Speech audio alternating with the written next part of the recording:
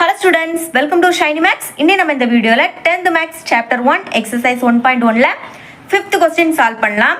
Given a is equal to 1, 2, 3, b is equal to 2, 3, 5, c is equal to 3, 4 and d is equal to 1, 3, 5. Check if a intersection c cross b intersection d is equal to a cross b intersection c cross d is true அப்படின்னு கேட்குறாங்க. அதாவது ரெண்டு வேல்யூமே ஈக்குவலான்னு கேட்குறாங்க. ஓகேங்களா?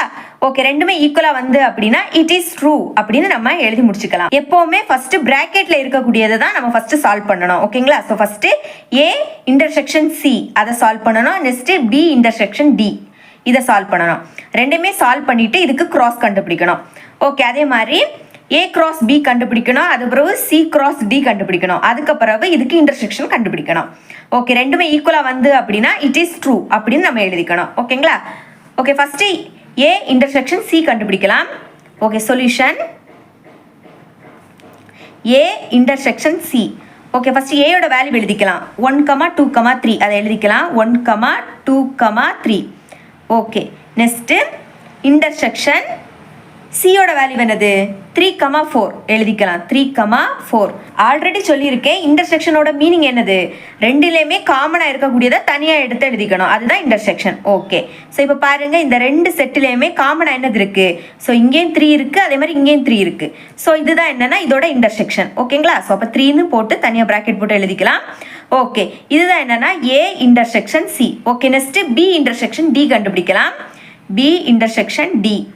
Okay, so first B எழுதிக்கலாம். So பியோட value என்னது? 2, 3, 5 எழுதிக்கலாம். 2, 3, 5.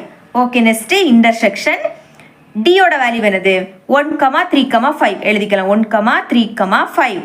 ஓகே, இதில் ரெண்டுலேயுமே காமனாக என்னது இருக்குது? ஸோ இங்கே 3 இருக்குது, இங்கே 3 இருக்குது, அதே மாதிரி இங்கே 5 இருக்குது, அதே மாதிரி இங்கே 5 இருக்குது. ஓகே, அப்போ இதோட இன்டர்செக்ஷன் என்னது? 3, 5. ஓகே, ஸோ இதான் என்னென்னா பி இன்டர்செக்ஷன் டி. ஓகே, இனி என்ன கண்டுபிடிக்க கேட்குறாங்க? ரெண்டுக்குமே நம்ம கிராஸ் கண்டுபிடிக்கணும். ஓகே, எழுதிக்கலாம். A intersection C cross B intersection D. Okay, இது கிராஸ் கண்டுபிடிக்கலாம். ஓகே, நம்ம கண்டுபிடிச்ச வேல்யூவை ஃபஸ்ட்டு எழுதிக்கலாம். ஓகே, ஃபஸ்ட்டு ஏ இன்டர்செக்ஷன் சிக்கு என்ன கண்டுபிடிச்சோம்? 3 கண்டுபிடிச்சோம். அதை தனியாக எழுதிக்கலாம். Next cross. Next B intersection டிக்கு என்ன கண்டுபிடிச்சோம்? 3, 5 கண்டுபிடிச்சோம். 3, 5. ஓகே, இது ரெண்டுக்குமே கிராஸ் கண்டுபிடிக்கணும்னா என்ன பண்ணணும்?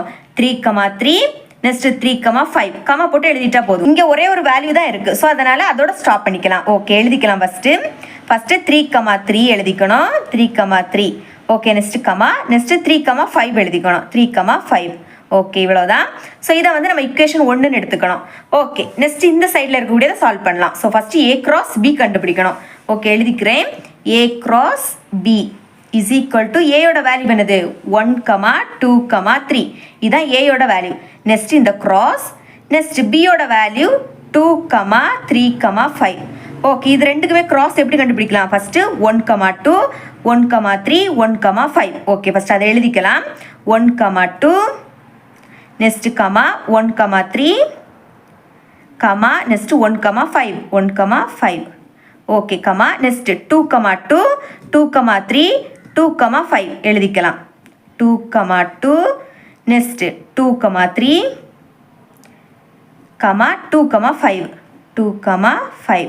ஓகே, நெக்ஸ்ட் 3, 2 3, 3 3, 5 எழுதிக்கலாம். 3, 2 3, 3 3, 5 3, 5. ஓகே, ப்ராக்கெட்டை க்ளோஸ் பண்ணிக்கலாம். ஸோ இதுதான் என்னென்னா A cross B. Okay, next C cross D கண்டுபிடிக்கலாம். C cross D is equal to சியோட வேல்யூ என்னது? 3, 4. Okay, next cross. நெக்ஸ்ட் டியோட வேல்யூ என்னது? 1, 3, 5 எழுதிக்கலாம்.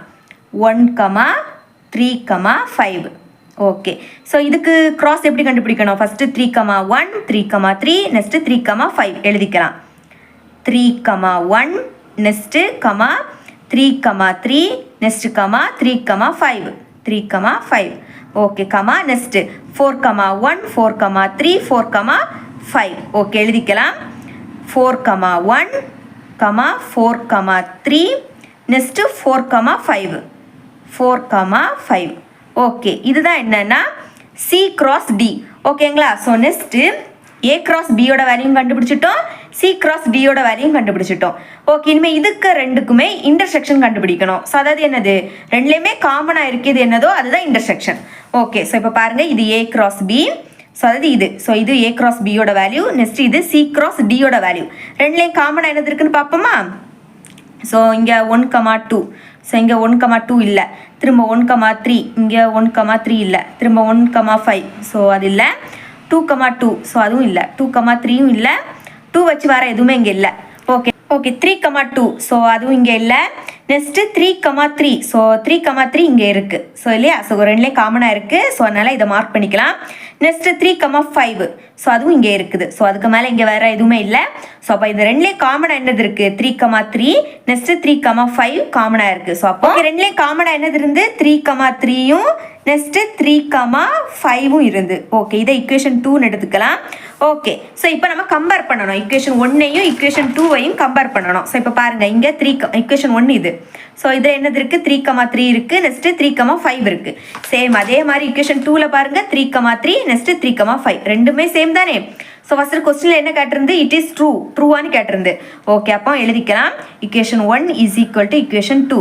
இது ரெண்டுமே என்னது ஈக்குவல். ஸோ அப்போ எப்படி எழுதிக்கலாம் இட் இஸ் ட்ரூன்னு எழுதிக்கலாம், இட் இஸ் ட்ரூ. ஓகே இவ்வளோதான் இந்த சம். இந்த சம் உங்களுக்கு கிளியராக அண்டர்ஸ்டாண்ட் ஆயிருக்கும் நம்புறேன். தேங்க்ஸ் ஃபார் வாட்சிங்.